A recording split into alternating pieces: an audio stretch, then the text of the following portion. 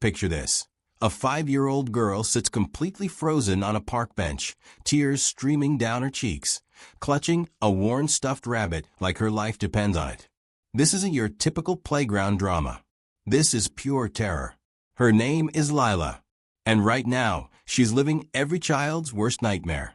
The afternoon sun beats down on Riverside Park, but Lila might as well be trapped in a dark room. Her tiny fingers grip that rabbit so tight her knuckles have turned white. She keeps looking toward the parking lot, then back at the empty bench beside her, then back to the lot again. Where is he? 20 minutes ago, her daddy promised he'd be right back. Stay on this bench, sweetheart. Don't move. Daddy has to make one quick phone call. Those were his exact words. But 20 minutes feels like 20 hours when you're 5 and scared. Other kids are laughing on the swings. Parents are chatting by the sandbox. Life is moving all around her, but Lila sits paralyzed, too afraid to move, too afraid to call out. Have you ever been abandoned as a child? That hollow feeling in your stomach when the person you trust most just vanishes? The first climax hits like a punch to the gut. Lila's father isn't coming back to that bench. Not anytime soon. His quick phone call has turned into a heated business crisis that's consuming every second of his attention. He's pacing by his black Mercedes, completely absorbed in saving $1 million deal, while his daughter sits 50 yards away dissolving into panic. But here's where it gets interesting. Someone is watching. Alicia Rodriguez wipes down another table at the outdoor cafe across the street. She's been cleaning tables for 6 hours straight. Her back aches, and her uniform is stained with coffee and ketchup. At 28, she's working 2 jobs just to keep her tiny apartment. But something about that little girl on the bench makes her stop mid-wipe. The second climax arrives without warning. A stranger has noticed what the girl's own father has missed. Alicia sets down a rag. She's seen enough kids at this park to know when something's wrong. This child isn't just tired or bored. She's terrified. The way she's scanning the area, the death grip on that rabbit, the tears that won't stop, every maternal instinct Alicia has is screaming. But here's the twist that changes everything. In that black Mercedes, Julian Blackstone, CEO of Blackstone Industries, worth $47 million, finally ends his call. He glances toward the bench where he left his daughter. She's still there. Good. What he doesn't see is the maid in the stained uniform walking across the street toward his child. What he doesn't know is that this woman, who makes less in a year than he spends on lunch meetings, is about to do something he failed to do.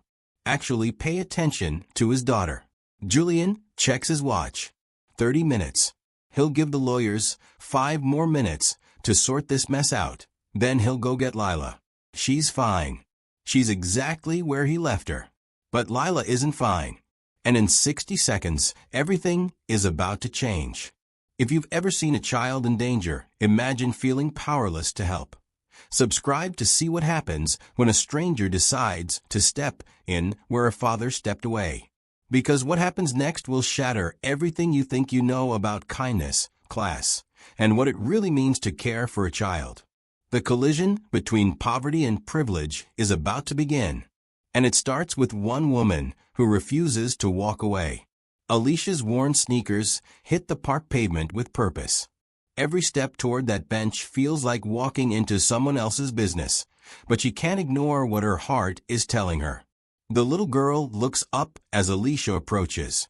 Those big brown eyes are swimming with tears, and the fear there hits Alicia like a slap. Hey there, sweetie. Alicia's voice is soft, careful not to startle her more. She kneels down to Lila's eye level, the way she wishes someone had done for her when she was small and scared. What's your name? Lila. The word comes out as barely a whisper. That's a beautiful name. I'm Alicia. She notices how the child's grip tightens on the stuffed rabbit. And who's this little guy? Benny. Lila's voice cracks. My daddy. He said he'd be right back, but he's not here. The raw honesty in those words makes Alicia's chest tight. She glances around the park, then back at those terrified eyes. This isn't a game. This child has been abandoned, and she knows it. How long has your daddy been gone, honey? Forever. Lila's bottom lip trembles. I can't find him anywhere. Other people are starting to notice now. A jogger slows down as she passes. A mother pushing a stroller does a double take. There's something magnetic about genuine kindness. It draws attention like a beacon. But Alicia only sees Lila. Can I sit with you while we wait for him? Alicia asks, and when Lila nods, she settles onto the bench. She doesn't try to fix everything with empty promises. She just sits there, present and steady. Tell me about Benny, Alicia says, touching the rabbit's ear gently. Has he been taking good care of you? For the first time, Lila's face softens just a fraction. He's very brave. Daddy gave him to me when Mommy went to heaven. The words hit Alicia like a truck. A single father. A motherless child. Suddenly, this whole picture makes heartbreaking sense. Benny looks very brave, Alicia agrees. And very loved. Something shifts in Lila's posture. The rigid fear starts to melt, replaced by something precious. Trust. She scoots slightly closer to Alicia on the bench. Are you a mommy? Lila asks. No, sweetie. But I know what it feels like to be scared and alone. The honesty in Alicia's answer creates something neither of them expected. Connection. Real, human connection that transcends everything. Class, status, circumstance. Across the street, Julian finally pockets his phone. Deal saved. Crisis averted. Time to collect his daughter and head home. But as he walks toward the bench, he sees something that stops him cold. His daughter, who hasn't smiled in months, is actually laughing at something this stranger is saying. Could one act of kindness really change a life? Keep watching.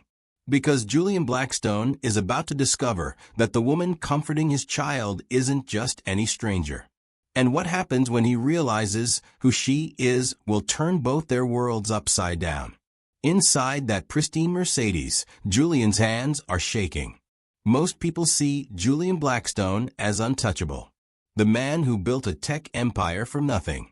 The guy who walks into boardrooms and makes million-dollar decisions without blinking. But right now, watching his 5-year-old daughter talk to a complete stranger, he feels like he's drowning. His phone buzzes again. Another crisis. Another fire to put out. He should march over there. He should grab Lila and leave. But something keeps him frozen in that leather seat, engine running, air conditioning blasting, watching through tinted windows like some kind of stalker.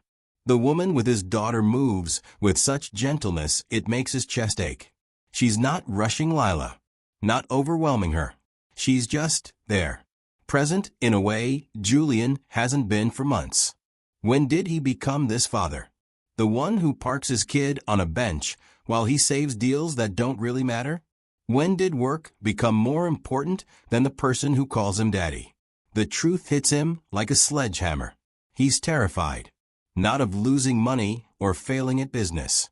He's terrified of failing Lila. Of becoming the kind of father who's physically there but emotionally absent. The kind who provides everything except what matters most. Since Lila's mother died 2 years ago, Julian has been drowning in his own guilt. He throws himself into work because work makes sense. Spreadsheets don't grieve. Contracts don't ask for bedtime stories. Meetings don't wonder why mommy isn't coming home. But children do. His phone rings again. Julian stares at it, then does something that would shock his entire board of directors. He declines the call. Through the windshield, he watches this stranger, this woman in a stained uniform who probably makes minimum wage, do something he's forgotten how to do. She's making his daughter smile. When was the last time he saw Lila really smile? Not the polite, careful smile she gives him when he asks if she's okay. A real smile. The kind that lights up her whole face. Julian realizes he can't remember. The woman points to something in the distance, and Lila actually giggles. The sound carries across the park and hits Julian like a physical blow. His own daughter's laugh sounds foreign to him. What kind of father has he become? His hands grip the steering wheel tighter.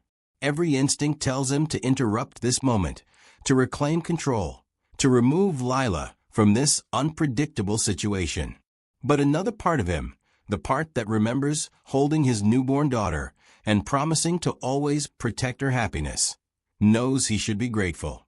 This stranger is giving Lila something he's failed to provide: safety, attention, joy. Julian checks his reflection in the rearview mirror. Designer suit, perfect hair, dead eyes. He looks like success and feels like failure. The billionaire who commands respect from Fortune 500 CEOs is about to learn the hardest lesson of his life. Sometimes the people with the least money have the most to give. And sometimes the most powerful thing you can do is admit you're powerless.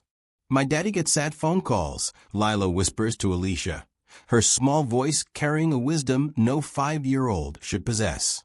Alicia's heart breaks a little more. Sad phone calls. They make him go away, even when he's here. Lila adjusts Benny in her lap, smoothing down his matted fur. Sometimes he forgets to eat dinner. Sometimes he sleeps in his office. The picture Lila paints with her innocent words is devastating. A man so consumed by grief and responsibility that he's disappearing from his own life and taking his daughter's childhood with him. That must be scary, Alicia says gently. Lila nods. I try to be good so he won't be more sad. But I think I make him sad anyway, because I look like mommy.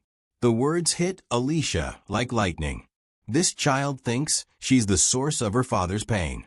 She's 5 years old, and she's already learned to make herself smaller to avoid causing others discomfort. Alicia knows that feeling. She lived it for years.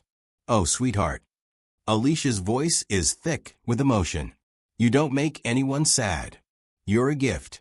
Your daddy loves you so much it probably scares him. How do you know? Because when someone loves you that much, and they're hurting, they sometimes forget how to show it. But the love is still there. It's just hiding under all that hurt. Lila considers this with the serious expression children get when processing something important.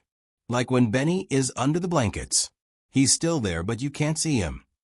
Exactly like that.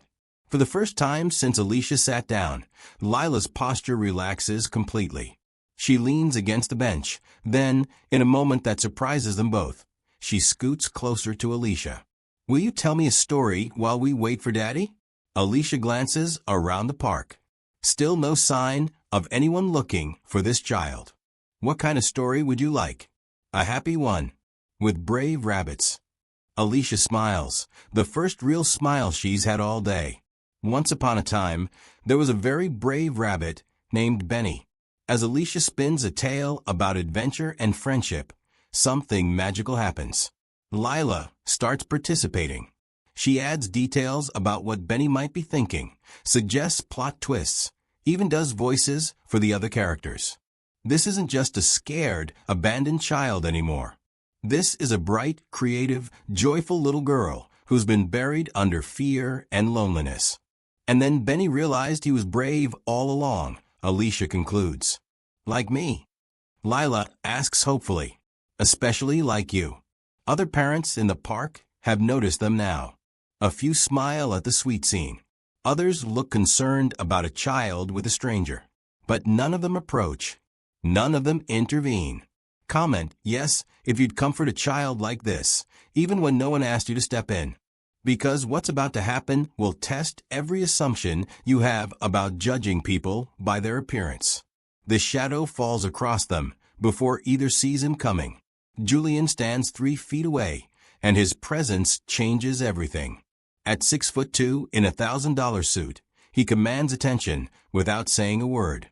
But it's not his height or his expensive clothes that make Alicia's breath catch. It's his eyes, desperate, exhausted, and filled with a vulnerability that doesn't match his intimidating exterior. Daddy. Lila's voice is barely a whisper. The joy that had been building in her face vanishes instantly, replaced by that careful, guarded expression children wear when they're not sure if they're in trouble. Julian's jaw tightens as he takes in the scene. His daughter, sitting close to a stranger. laughing moments before, now shrinking back into herself because he's arrived. When did his presence start scaring his own child? Lila. His voice comes out harsher than he intended. He clears his throat, tries again. I was looking for you. It's a lie, and they all know it. He could see the bench from his car. He knew exactly where she was. Alicia starts to stand, sensing the shift in energy, but Lila's small hand grabs her wrist. Don't go, Lila whispers urgently. Please don't go like everyone else. The words hit Julian like a physical blow. Like everyone else. How many people has his daughter watched walk away from her? How many times has she been left behind? Alicia looks between father and daughter, seeing the pain in both their faces. This isn't anger she's witnessing. It's fear. A father terrified of failing his child, and a child terrified of losing another person who showed her kindness. I'm sorry, Alicia says, finally standing. I saw she was upset, and You're the maid from across the street. Julian's voice is flat, businesslike. But there's something else there. Recognition. And maybe relief? I clean tables at the cafe, yes. Alicia lifts her chin, refusing to be ashamed of honest work. Julian stares at her for a long moment. This woman in her stained uniform just gave his daughter something he's been failing to provide for months. Joy. Security. Attention. Daddy, she told me a story about Benny being brave, Lila says quietly, holding up her stuffed rabbit. And she said you love me even when you're sad. Julian's composure cracks. Just for a second, but Alicia sees it. The way his shoulders drop. The way he blinks hard, like he's fighting back tears. I do love you, Lila. His voice breaks on her name. More than anything in this whole world. Then why do you keep leaving me? The question hangs in the air like a challenge. Julian looks at his daughter, then at Alicia, then back at his daughter. 3 people standing in a park, surrounded by the sounds of other families playing together. And somehow they've created this bubble of raw honesty that makes pretending impossible. I don't know, Julian admits. The words cost him everything. The CEO who never shows weakness just confessed complete helplessness to a stranger and his 5-year-old daughter. Alicia sees something shift in his face. The mask is slipping. The perfect, controlled exterior is cracking, and underneath is a man drowning in grief and fear. She's an amazing little girl, Alicia says softly. Smart, kind, creative. She just needs to know she matters more than those phone calls. Julian's eyes meet hers, and for a moment, there's no class difference, no wealth gap, no social barriers. Just 2 people who care about the same scared child. If someone powerful shows vulnerability, would you notice? Subscribe to see how this chance encounter becomes something neither of them saw coming. Because what Julian says next will change everything. How did you know what to say to her?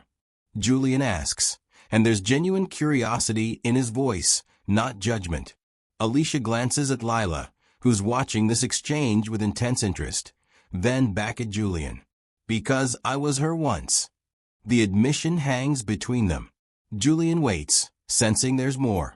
I grew up in foster care, Alicia continues, her voice steady but quiet. 12 different homes between ages 6 and 18. I learned to read adults fast. Learned to tell who was safe and who wasn't. Learned to make myself small when the grown-ups were hurting too much to notice me. Lila's eyes widen. She understands more than most adults realize children do. I spent a lot of time on benches like this one, Alicia says, sitting back down so she's eye level with Lila again. Waiting for someone to remember I existed. Wishing someone would see me and decide I mattered enough to stay. Julian's throat works, but no words come out. The difference is, Alicia continues, Lila has someone who loves her desperately. She has you. She just needs to feel it more than she hears it. I don't know how, Julian admits. I've been working since I was 15. I built my company because I thought providing for her was the same as caring for her. I thought if I could give her everything I never had, money, security, opportunities, that would be enough. Alicia nods. You gave her everything except the one thing that cost nothing, which is your attention, your time, your presence. It's not said cruelly, but it cuts deep. Julian knows she's right. My last foster mother used to clean office buildings at night, Alicia says, glancing toward the cafe where she works. She'd take me with her, sometimes, when she couldn't find a babysitter. I'd sit in those big corporate lobbies, watching her work, and she'd tell me stories about the people who work there during the day. Lila is listening to every word, Benny clutched in her arms. She'd say, these people in suits think they're so important, but they don't know the first thing about real wealth. I asked her what real wealth was. Alicia looks directly at Julian. She said, having someone who lights up when you walk in the room. Having someone who trusts you with their fears. Having someone who knows that no matter what, you'll choose them. Julian's eyes are suspiciously bright. What happened to her? Cancer took her when I was 17. But she taught me something that changed everything. Alicia reaches over and gently touches Lila's cheek. She taught me that broken people can still be healers. That your worst pain can become your greatest gift if you let it. Is that why you stopped for Lila? Alicia smiles, the kind of smile that comes from deep understanding. A little girl shivering against a wall taught me more about courage than any boardroom ever could.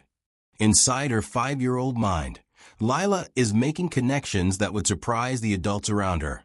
She watches Daddy's face when he looks at Alicia. It's different from the face he makes during those sad phone calls. Different from the tired face he wears at breakfast. Different from the careful face he uses when he asks if she's okay. This face looks awake. Lila doesn't have words for what she's seeing, but she knows it's important. The same way she knew Mommy was really sick even when everyone kept saying she was just resting. The same way she knows Daddy cries in his office late at night even though he thinks she's asleep. Kids know things. They feel things grown-ups try to hide. Daddy, Lila says quietly, Alicia makes me feel safe. The words hit Julian like lightning. When was the last time his daughter felt safe? When was the last time he made her feel that way? Alicia starts to stand again, sensing she's intruding on a private moment, but Lila's grip on her hand tightens. Please stay, Lila whispers. Just a little longer. In her small world, people always leave. Mommy left for heaven. Nannies quit when Daddy gets too stressed and snappy. Even Grandma visits less because Daddy works too much to coordinate schedules. But this lady sat with her when she was scared. This lady told her stories. This lady looked at her like she mattered, not like she was a problem to solve or a responsibility to manage. Lila studies Alicia's face. It's kind, but there are sad lines around her eyes too. Maybe that's why she understands. Maybe that's why she didn't just walk past like everyone else. Are you lonely like me? Lila asks Alicia with the brutal honesty children possess. Alicia blinks, caught off guard. Sometimes. Do you have a little girl? No, sweetie. It's just me. Lila processes this information with the serious consideration of a tiny philosopher. Then we can be lonely together. That's better than being lonely alone. The simplicity of it breaks something open in both adults. This child, in her infinite wisdom, has just solved a problem neither of them knew they shared. Julian watches this exchange with growing amazement. His daughter, his quiet, careful, guarded daughter, is being herself. Really, truly herself. Not the polite version she shows him. Not the scared version she becomes during his phone calls. This is Lila. Curious, compassionate, wise beyond her years. And she's only showing this side of herself because someone took the time to see her. Daddy, Lila says, turning those big brown eyes on him. Can Alicia come home with us? She can see my room and meet all my stuffed animals. The request is innocent, but it exposes everything. His daughter is so starved for genuine connection that she's ready to bring home a stranger. A stranger who, in 30 minutes, has given Lila more emotional nourishment than he's managed in months. The truth cuts deep, But sometimes the deepest cuts lead to the most important healing. Julian has been in thousands of business meetings, but he's never seen negotiation skills like this. Alicia isn't trying to impress anyone. She's not performing or calculating her next move.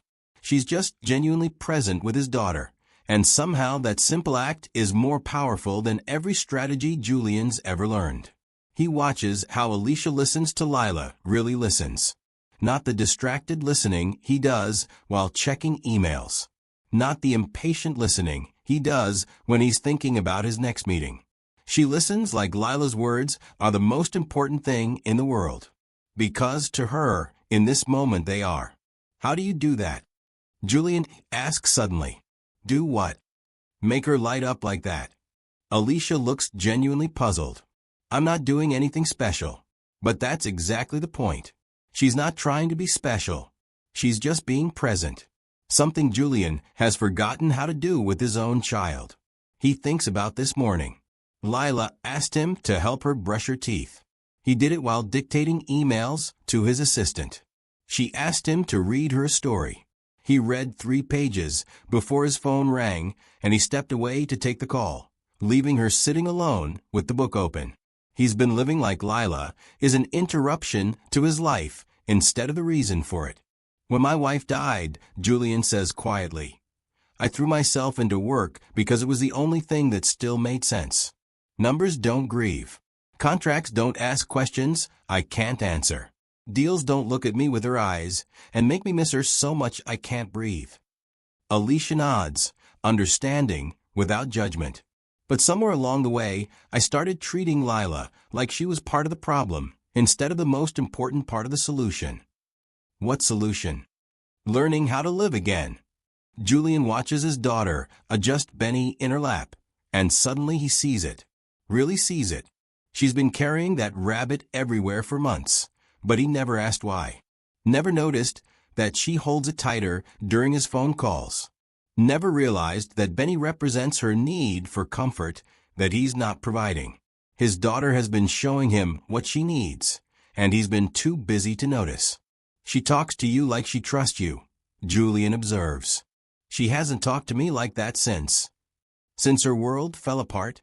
Julian nods, throat tight. She still trusts you, Alicia says gently. She's just protecting that trust until she's sure it's safe to share it again. How do you know that? Because I did the same thing at her age. When the people who are supposed to love you the most are drowning in their own pain, you learn to be careful with your heart. The words hit Julian like a revelation. His daughter isn't pulling away from him because she doesn't love him. She's protecting herself from more loss. And maybe it's time he stopped giving her reasons to. I want to hire you. The words tumble out of Julian's mouth before he can stop them. It's his default response to every problem. Throw money at it until it goes away. Alicia blinks. Excuse me. As Lila's nanny, full time. I'll pay you triple whatever you're making at the cafe. You'll have health benefits, paid vacation, your own car. Stop. Alicia's voice is firm but not unkind. Just stop. Julian looks confused. In his world, everyone has a price. Everyone wants something from him. Money, connections, status. He's never met anyone who said no to a life-changing offer. I don't understand, he says. I'm not for sale. Alicia stands up, and there's dignity in her posture that makes Julian take a step back. What just happened here wasn't a job interview. It was one human being caring about another. Lila watches this exchange with wide eyes, sensing the tension but not understanding its source. But you're perfect for the job, Julian presses. Lila responds to you. She trusts you. You could give her stability, consistency. What I gave her was 30 minutes of attention. That's not something you can buy. Julian's jaw tightens. He's not used to people refusing his offers. Everyone needs money. Yes, I need money. I work 2 jobs to pay rent on a studio apartment that's smaller than your car. But I don't need your guilt money. That's not what this is. Isn't it? Alicia challenges. You're feeling bad about neglecting your daughter, so you want to hire someone to fix the problem you created. But the problem isn't that Lila needs a nanny. The problem is that she needs her father. The words land like physical blows. Julian takes a step back, his face flushing with anger and embarrassment. "You don't know anything about my situation," he says coldly. "You're right. I don't know about being a billionaire or running a company or losing a spouse." Alicia's voice stays steady. "But I know about being a child who's hungry for love and getting everything else instead." Lila tugs on Alicia's uniform. "Are you leaving now?" The simple question breaks the tension. Both adults look down at this little girl who's already bracing for another abandonment. "I have to get back to work, sweetie," Alicia says gently, kneeling down. "But seeing you today was the best part of my whole week." "Will I see you again?" Alicia glances at Julian, then back at Lila. "I work across the street. I'm here most afternoons." It's not a promise, but it's hope. For Lila, hope is enough. "I don't want your money," Alicia tells Julian as she stands. "But I do want something from you." "What?" "Give her what she actually needs. Give her you." As Alicia walks away, her worn sneakers carrying her back toward the cafe, Julian realizes something that terrifies him. She's right. "Daddy, can we go to the park today?" It's the fourth time this week Lila has asked the same question. Every morning at breakfast, she peers at Julian over her cereal bowl with hopeful eyes and makes the same request. Julian knows why. He sees how she scans the cafe across the street, looking for a familiar figure in a stained uniform. He watches how her face falls when Alicia's shift ends, and she doesn't appear. "We went yesterday, sweetheart," Julian says, not looking up from his tablet. But maybe she's working today. There it is. The real reason. His daughter wants to see the maid who gave her 30 minutes of genuine attention. The woman who made her laugh for the first time in months. "Lila, we can't go to the park every single day just hoping to see someone." But even as he says it, Julian feels like a hypocrite. Because he's been hoping to see her too. 3 days ago, he found himself taking a different route home from work. A route that happened to pass by that cafe. He told himself it was traffic-related. But when he caught a glimpse of Alicia wiping down tables through the window, something in his chest loosened. She'd looked tired, overwhelmed. Her hair was coming out of its ponytail, and there was a coffee stain on her apron. But she'd smiled at an elderly customer with the same warmth she'd shown Lila, and Julian had sat in traffic for 10 minutes just watching her work. "Please, Daddy." Lila's voice brings him back to the present. "I promise I'll be good." The words cut through him. When did his daughter start feeling like she had to earn time with him? When did basic attention become a reward for good behavior? "You're always good, Lila. You don't have to promise that." But he's already reaching for his phone to cancel his 2 p.m. meeting. 20 minutes later, they're back on that same bench. Lila clutches Benny and keeps looking toward the cafe with an expression of intense concentration, as if she can will Alicia to appear. "She might not be working today," Julian warns gently. "She will be. She has to be." The faith in her voice breaks his heart. This is what desperation looks like on a 5-year-old. Hope mixed with terror that the one person who saw her might disappear forever. Julian finds himself scanning the cafe windows too. When Alicia finally emerges for her break, Lila practically vibrates with excitement. There she is. "Can I go say hi? Please." Before Julian can answer, Lila is running across the grass, Benny clutched in her arms. Julian follows, watching his daughter throw herself into Alicia's surprised embrace. "I came back," Lila announces proudly. "I told Daddy we had to come back."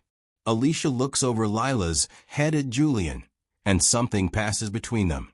An understanding. This wasn't coincidence. This was need, pure and simple. His daughter needed this connection. And maybe, if he's being honest, so did he. "Would you like to sit with us for a few minutes?" Julian asks quietly. The question costs him everything. His pride, his control, his carefully maintained boundaries. But Lila's smile makes it worth it. 3 weeks into their afternoon park meetings, Julian breaks. It happens on a Thursday when Lila falls asleep against Alicia's shoulder while she's reading a story. The sight of his daughter finally peaceful, finally safe in someone's arms, cracks something inside him that he's been holding together with pure willpower. Her mother didn't die, he says quietly, the words falling like stones into still water. Alicia looks up sharply. What? Julian's hands shake as he stares at his sleeping daughter. Victoria left us. She packed her bags while Lila was at preschool and disappeared. No note, no explanation, no goodbye. The confession hangs between them, ugly and raw. She couldn't handle being a mother. Said she felt trapped, suffocated. She wanted her old life back, parties, travel, freedom.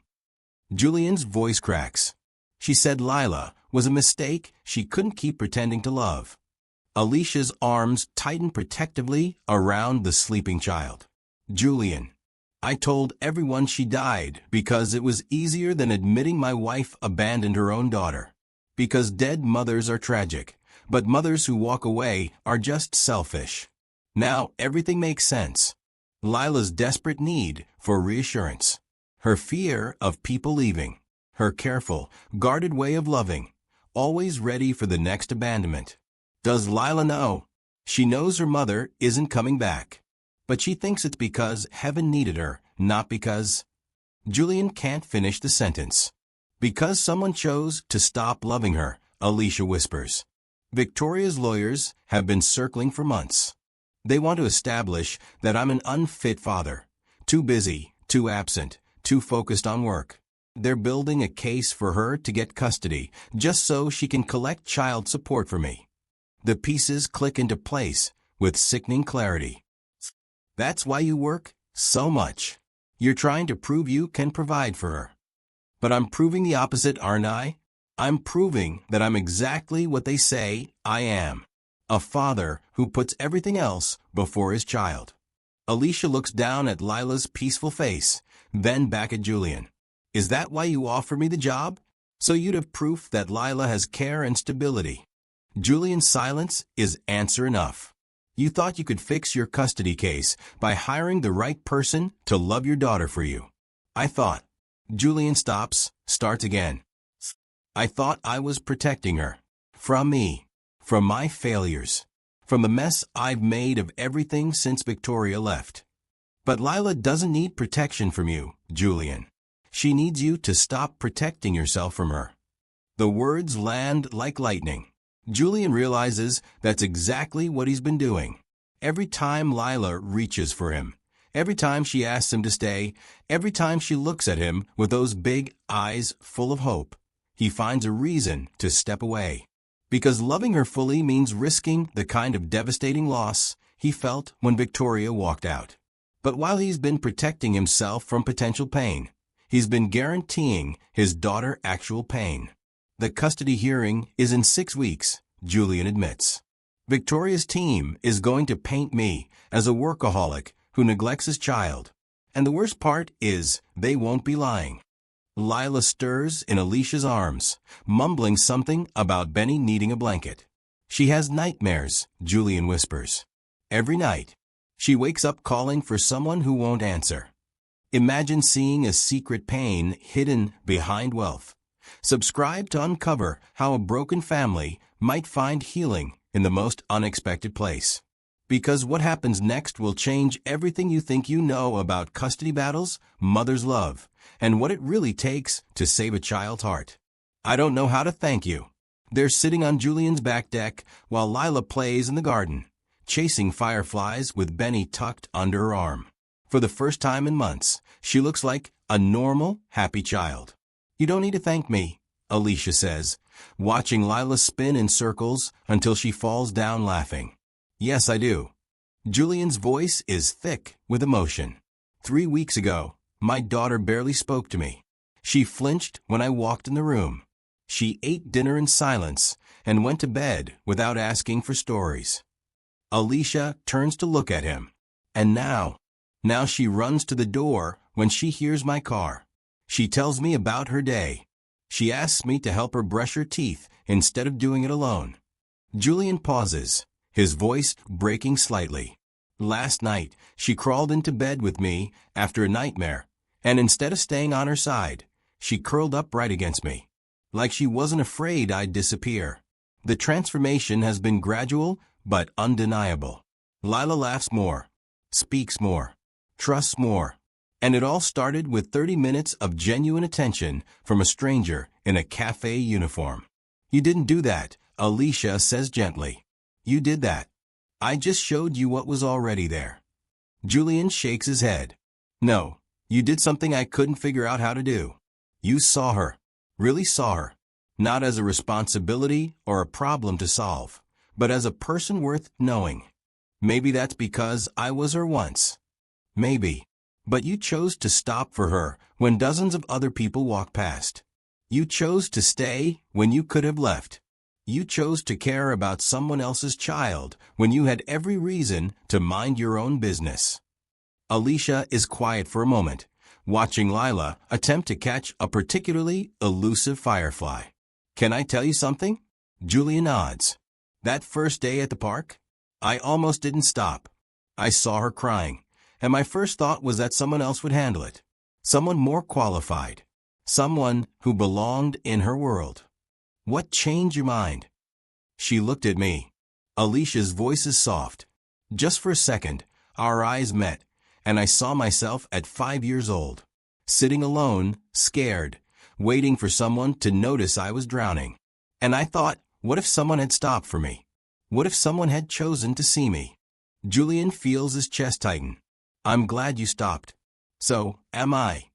They sit in comfortable silence, watching Lila's pure joy at such a simple thing as chasing lights in the growing darkness. This child who was silent and withdrawn just weeks ago is now squealing with delight at something as ordinary as fireflies. I was wrong about the job offer, Julian says quietly. I know. I want to ask you something else instead. Alicia waits. Will you teach me how to see her the way you do? Sunday morning. Julian's kitchen has never heard this much laughter. Flour covers every surface. Lila has chocolate chips in her hair. Alicia's apron is dusted white from head to toe. And Julian, CEO of a Fortune 500 company, has cookie dough under his fingernails and couldn't be happier about it. Daddy, you're supposed to mix it gently. Lila giggles, standing on a stool between Julian and Alicia. Like this, see? She demonstrates the proper technique with intense 5-year-old seriousness, and Julian finds himself taking actual notes from his daughter about baking. When did she become so wise? When did she start teaching him instead of the other way around? Your daddy's a very good student, Alicia says, winking at Lila. He's learning, Lila declares with the authority of someone who's clearly been observing his progress. Yesterday, he remembered to ask about my dreams instead of checking his phone during breakfast. Julian's face flushes, out of the mouths of babes. But instead of defensive, he feels proud. She noticed. She's been tracking his efforts, and she's seen the changes he's been making. What else is Daddy learning? Alicia asks, playing along. He's learning to read the whole story before the phone rings, Lila says, carefully dropping chocolate chips into the bowl. And he's learning to look at me when I talk instead of looking at his computer. Each observation is delivered without judgment, just facts as Lila sees them. But they hit Julian like revelations. This whole time, he thought he was being subtle about his divided attention. His 5-year-old has been cataloging every improvement, every backslide, every moment he chose her over everything else. Daddy's also learning to make funny voices during stories, Lila continues, completely unaware of the emotional bomb she's dropping. The dragon voice is getting much better. Julian looks at Alicia over Lila's head, and she smiles at him with something that looks suspiciously like pride. That evening, after cookies have been eaten and dishes have been washed, Julian finds himself doing something he hasn't done in almost 2 years. Reading a bedtime story with complete attention. No phone within reach. No laptop open in the background. No part of his mind calculating tomorrow's schedule. Just him, Lila, Benny, and a story about a brave little mouse who learns that being small doesn't mean being powerless. Daddy. Lila's sleepy voice interrupts his reading. Yes, sweetheart. I like when you stay for the whole story. The simple statement hits him harder than any business presentation ever could. She likes when he stays. Not when he provides or protects or fixes things. When he stays. I like staying for the whole story too, he tells her, and means it. As he tucks her in, Lila reaches up and touches his cheek. You look different now, Daddy. Different how? Less scared. And Julian realizes she's right. For the first time since Victoria left, he's not terrified of failing his daughter. He's too busy loving her to worry about getting it wrong. The whispers start at the country club. Have you seen Julian lately? He's been spending time with some woman. What kind of woman? The cleaning lady from that cafe downtown. Can you imagine? Julian hears fragments of conversations that stop when he walks by. Sees the raised eyebrows when colleagues notice he's leaving the office at reasonable hours. Feels the judgment in every carefully worded comment about his new priorities. But it's the emergency board meeting that makes everything crystal clear. We're concerned about your judgment, Julian, board member Harrison Whitfield says, his voice dripping with condescension. This association with service staff, it reflects poorly on the company image. Julian sits at the head of the mahogany conference table, surrounded by 12 people in expensive suits who think they have the right to dictate his personal life. Alicia is helping with my daughter, Julian says carefully. I fail to see how that's anyone else's business. It's our business when it affects your decision-making, Margaret Chun interjects. You've missed 3 major client dinners this month. You turned down the Singapore expansion meeting. People are starting to question your commitment. My commitment to what? To maintaining the standards this company was built on. Julian looks around the room at these people he's worked with for years. People who've never asked about Lila. Never acknowledged that he's a single father struggling to balance impossible demands. Let me understand this, Julian says slowly. You're questioning my judgment because I'm spending time with my daughter. We're questioning your judgment because you're involving your family with inappropriate people, Harrison clarifies. This woman has access to your home, your child, your personal information. Do you have any idea how this looks? How does it look? Desperate. Reckless. Like you're having some kind of midlife crisis. The room falls silent. Julian can feel their collective disapproval, like a weight pressing down on him. 6 months ago, this conversation would have terrified him. The thought of losing their respect, their support, their validation would have sent him into damage control mode. He would have made excuses, created distance, chosen their approval over his daughter's needs. But that was before he saw Lila laugh again. Before he learned what it felt like to have his daughter run to him instead of away from him.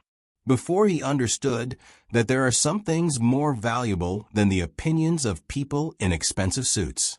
You're right, Julian says, standing up. I am desperate.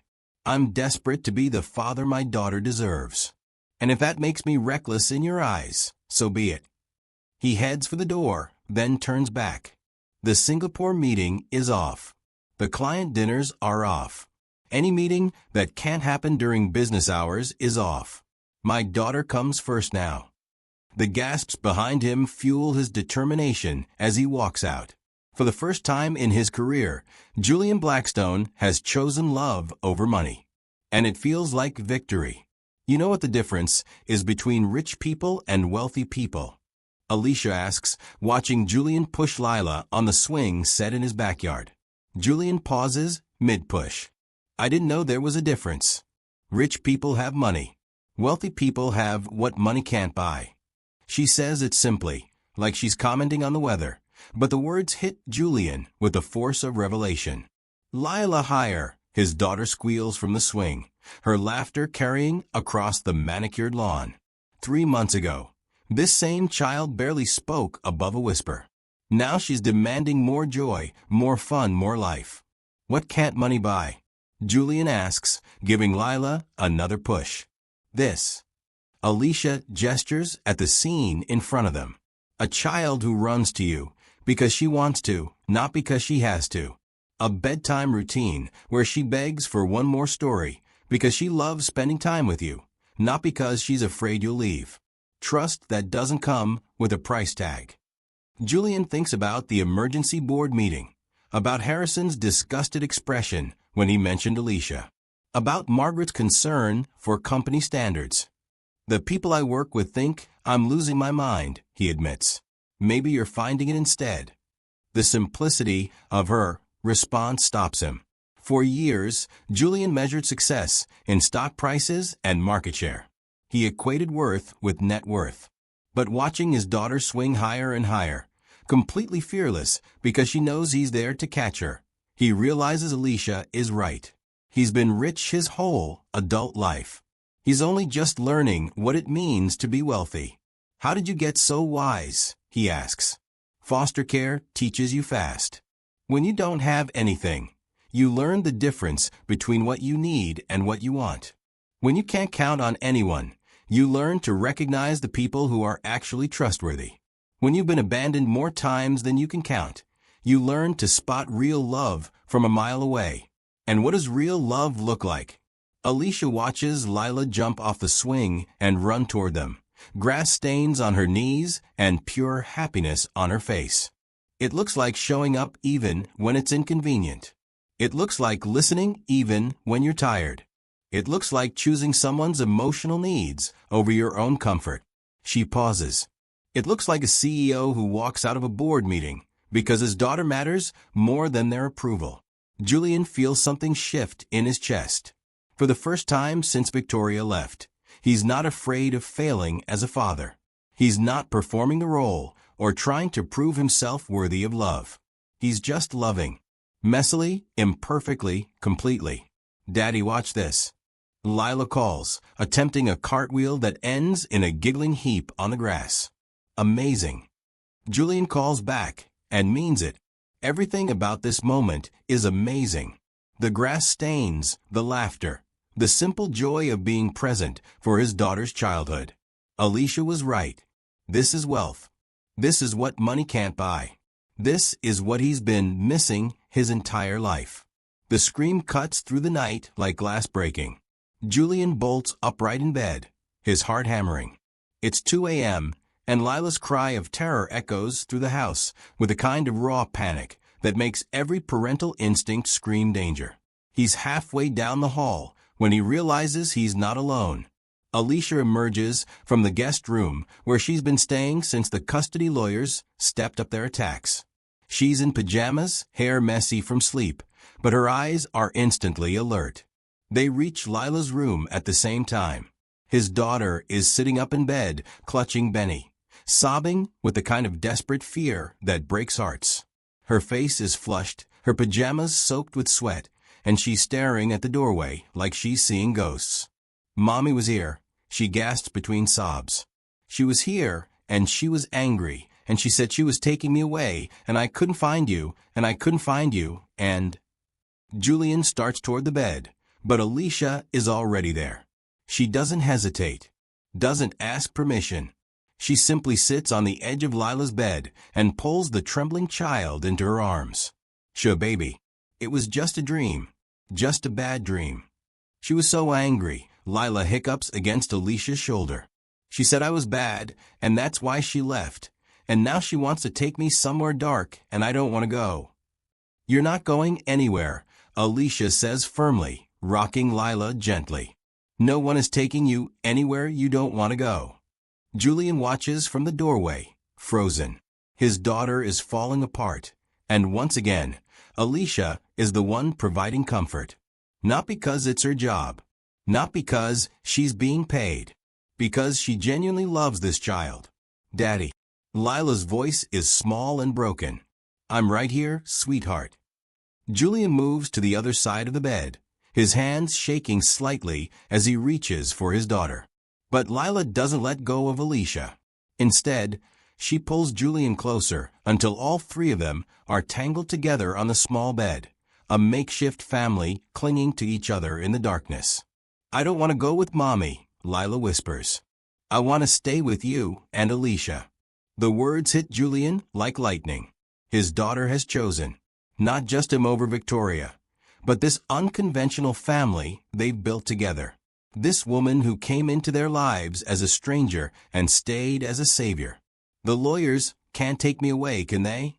Lila asks, proving that children hear and understand far more than adults realize.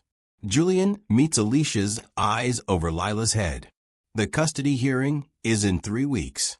Victoria's team is building their case on his alleged neglect.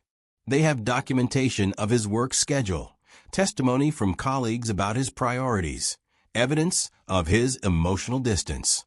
What they don't have is this. They don't have proof of transformation. They don't have evidence of love. "No one is taking you away," Julian says, his voice stronger than he feels.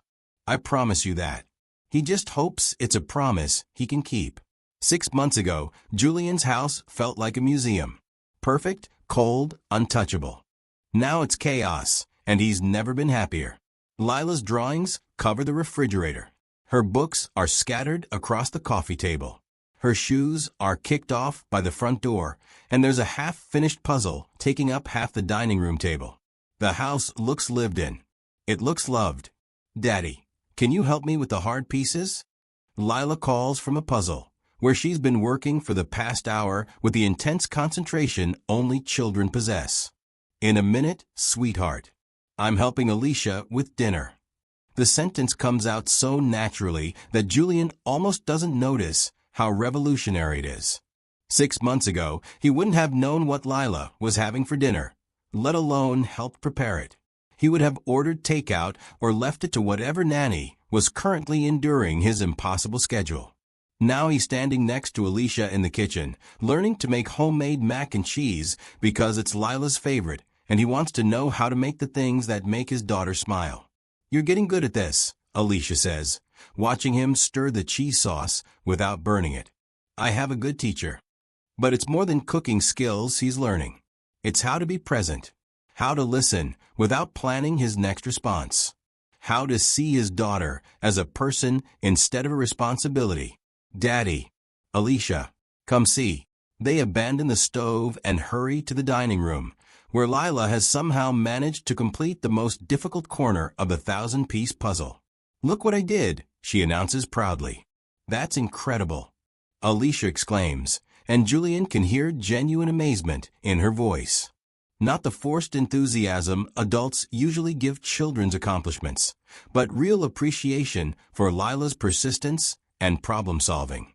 "You're so smart, Lila," Julian adds, ruffling her hair.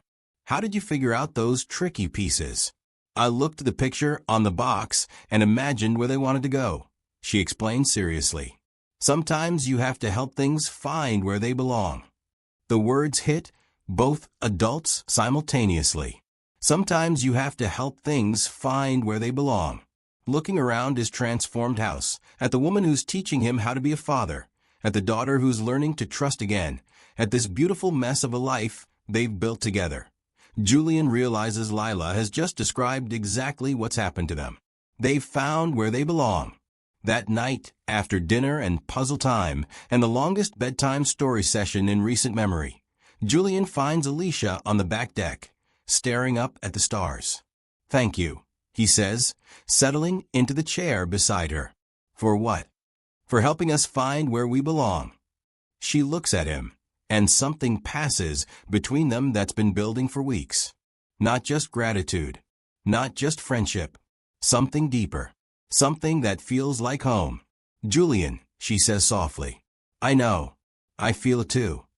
They sit in comfortable silence, two broken people who found healing in helping a little girl remember how to laugh. The article appears on a gossip blog at 6 a.m. on a Tuesday. Tech billionaire's midlife crisis. Julian Blackstone's questionable new romance with his daughter's nanny.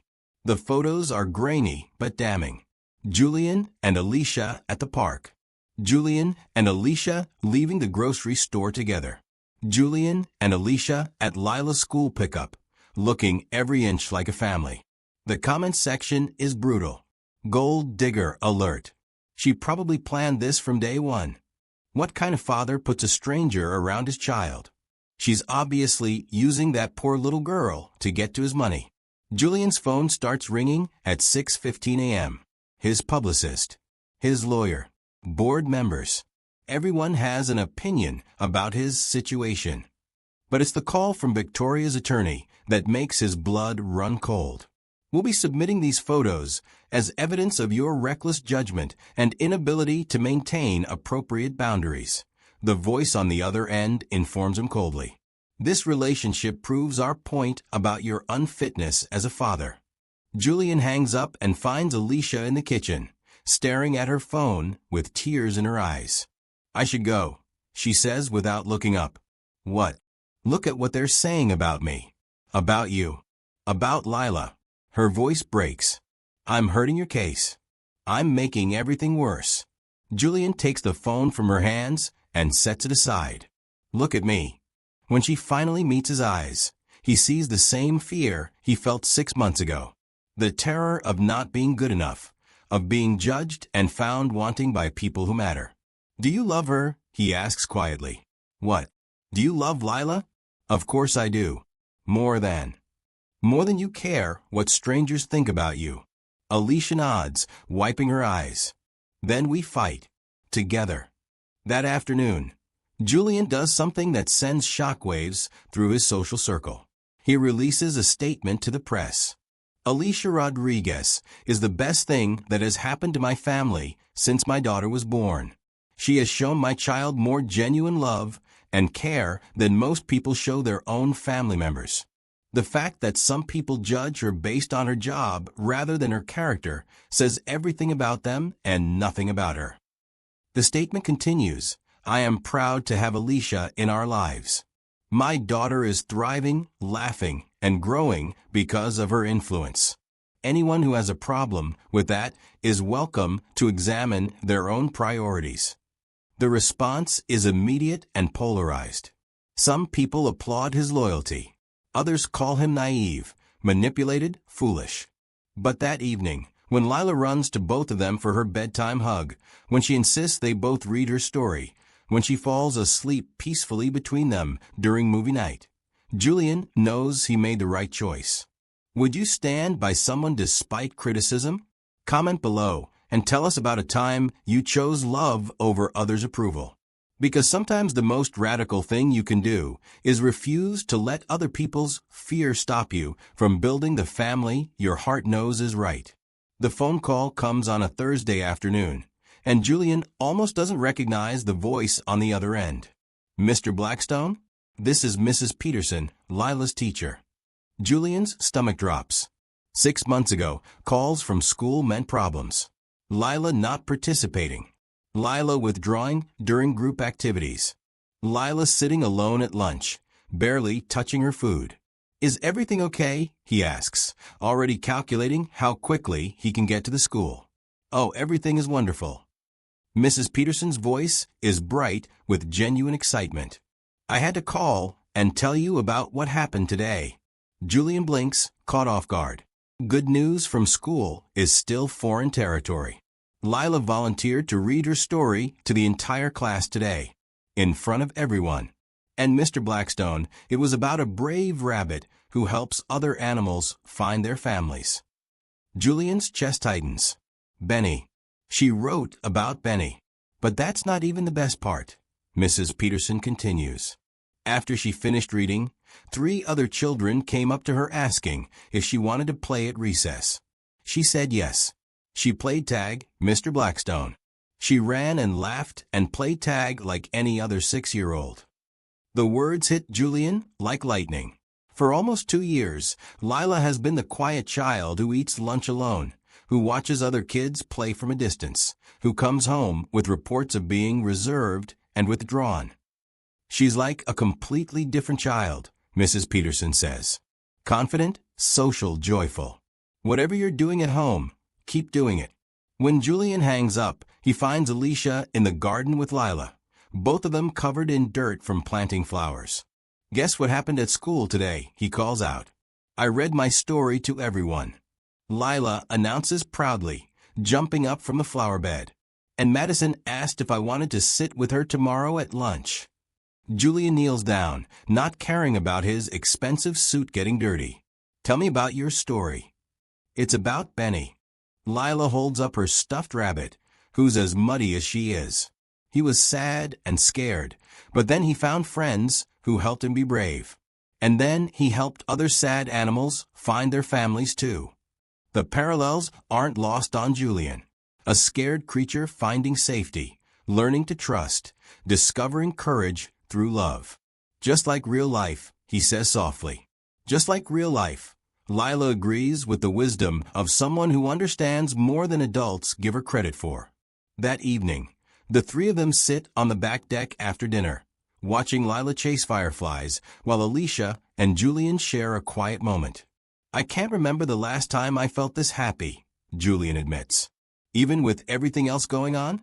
The custody hearing, the gossip, the board's disapproval." Julian watches his daughter twirl in the growing darkness, arms spread wide, face turned up to the sky like she's trying to catch stars.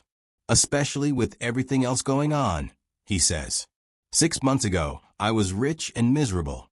Now, I'm wealthy beyond measure."